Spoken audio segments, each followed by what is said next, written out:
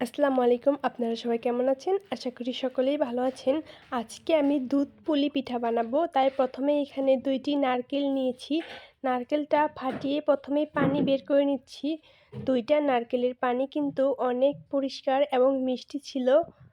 আর বরাবরের মতোই আমি কিন্তু নারকেলের পানি খেতে খুবই পছন্দ করি, সেটা ডাব হোক কিংবা পাকা নারকেল। তো পানিটা কিন্তু খুবই সুন্দর, ফ্রেশ এবং মিষ্টি ছিল। মাশাআল্লাহ, নারকেলটাও কিন্তু খুবই ভালো, একদম সাদা ধবধবে।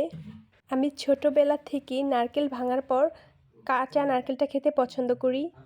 নারকেলটা ভেঙে নিয়েছি, এখন নারকেলটা কুড়িয়ে নেব, সাথে গুড়টাও কেটে নেব। এটা একদম খাঁটি খেজুরের গুড়। গুড়ের কালারটা দেখেই বোঝা যাচ্ছে।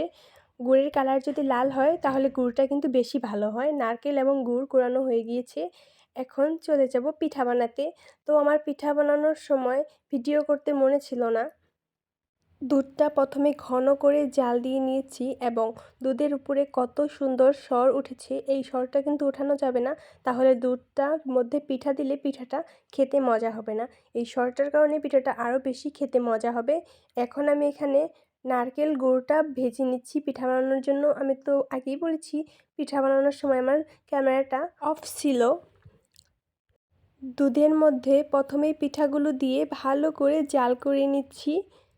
অনেক সময় ধরে জালটা করতে হবে। যখন দুধটা ঘন হয়ে যাবে তখন চুলাটা নিভিয়ে দেব এবং আগে থেকে গুড় জাল করে রেখেছি সেই গুড়টাও দিয়ে দেব। একসঙ্গে ভালো করে সব কিছু মিশিয়ে নেব। পিঠাতে স্বাদমতো লবণ দিয়েছি।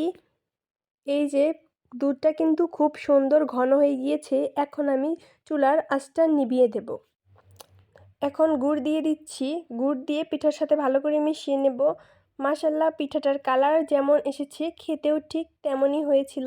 এখন পিঠাগুলো বাটিতে নামিয়ে নেব। অনেকগুলা পিঠা হয়েছে, এই যে সবগুলা পিঠা।